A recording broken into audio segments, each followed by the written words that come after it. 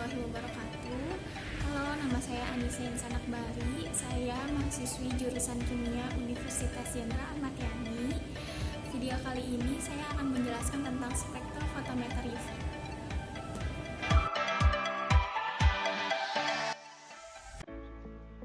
Seperti yang telah disebutkan sebelumnya, kali ini yang akan dibahas spektrofotometer UV visible.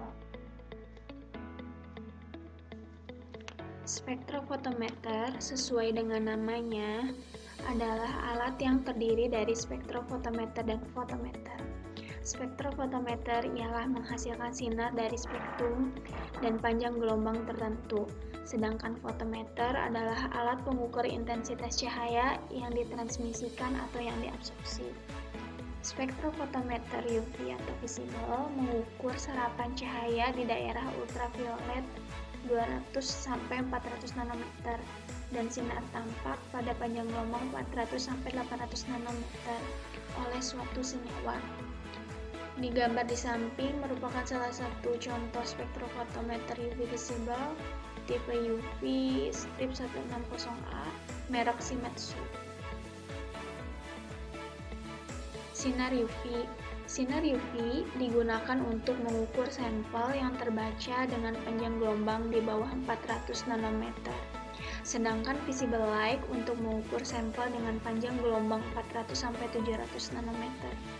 Beberapa contoh sampel yang dapat dibaca dengan alat yang berorientasi pada pengukuran kepekatan warna dengan panjang gelombang ini adalah DNA dan atau RNA dengan panjang gelombang 260 nanometer, protein, kultur sel bakteri, ragi atau yeast, dan lain-lain. Berikut gambarnya.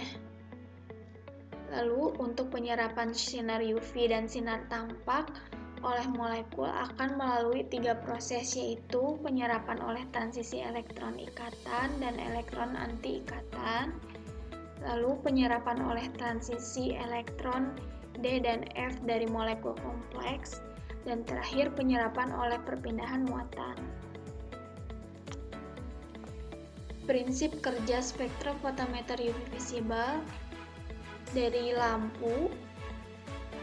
Dia memiliki 2 lampu, yang satu lampu UV dengan panjang gelombang 200-400 nanometer, yang kedua lampu visible-nya 400-800 nanometer. Prinsip kerjanya sifatnya ada lampu UV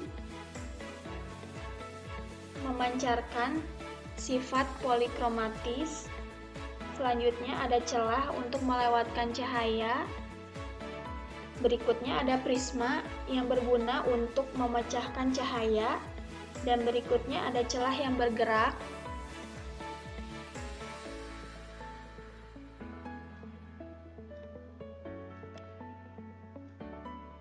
Yang bergerak secara otomatis dari gabungan ini. Prisma dan celah ini disebut monokromator. Kemudian masuk ke kuvet tempat sampelnya, sedangkan monokromator fungsinya untuk mengubah gelombang yang bersifat polikromatis menjadi monokromatis. Kemudian ada detektor, lalu masuk ke recorder atau komputer. Terakhir, dia akan diterjemahkan oleh spektrum. Lampu UV ini memancarkan sinar yang diteruskan ke dalam prisma, dan prisma memancarkan cahaya dan memecahkan cahaya lewat celah yang kedua dan dapat bergerak secara otomatis men-scan dan melewatkan panjang gelombang tertentu sehingga diteruskan panjang gelombang monokromatis dari kuvet hingga detektor yang diterjemahkan menjadi transmitan dan diteruskan ke recorder atau komputer. Diterjemahkan lagi menjadi spektrum dan kita mendapatkan hasil adsorban atau panjang gelombang maksimum. Dan lampu UV ini bisa juga diganti dengan lampu visible dengan panjang gelombang 400-800 nanometer. Untuk komponen spektrofotometer UV visible, yang pertama ada sumber cahaya polikromatis, yang kedua monokromator, yang ketiga wadah atau sampel transparan yaitu kuvet, yang keempat detektor radiasi yang dilengkapi dengan recorder. Untuk sumber cahaya polikromatis berfungsi sebagai sumber sinar polikromatis dengan berbagai rentang panjang gelombang. Untuk spektrofotometer UV menggunakan lampu deuterium atau disebut juga UV hidrogen. Untuk visible menggunakan lampu halogen kuarsa atau tungsten yang sering disebut dengan lampu wolfram. Tungsten mempunyai titik didih yang tinggi dibandingkan dengan logam yang lainnya. Karena sifat inilah, maka ia digunakan sebagai sumber lampu. Yang ketiga, UV visible menggunakan fotodiode yang telah dilengkapi monokromator. Yang terakhir, spektrofotometer inframerah, lampu pada panjang gelombang IR. Untuk yang komponen yang kedua, monokromator berfungsi sebagai penyeleksi panjang gelombang, yaitu mengubah cahaya yang berasal dari sumber sinar polikromatis menjadi cahaya monokromatis. Jenis monokromator yang saat ini banyak digunakan adalah grating atau lensa prisma dan filter optik.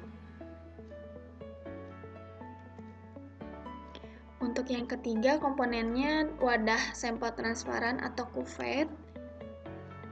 Kuvet adalah tempat yang digunakan untuk meletakkan larutan yang hendak diukur. Kuvet yang digunakan umumnya tidak menyerap sinar.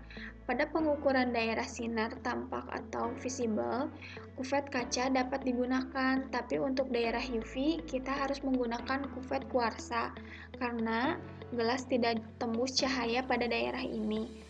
Untuk daerah IR dapat digunakan kuvet kristal garam.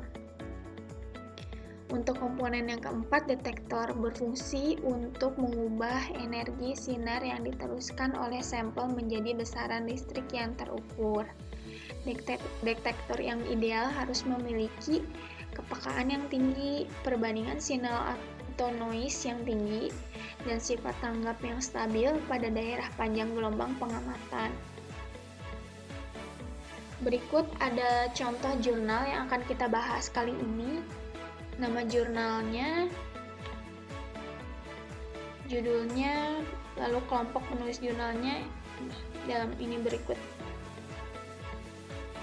Untuk foto jurnalnya sebagai berikut. Yang akan kita bahas struktur senyawa metabolit sekunder triterpenoid.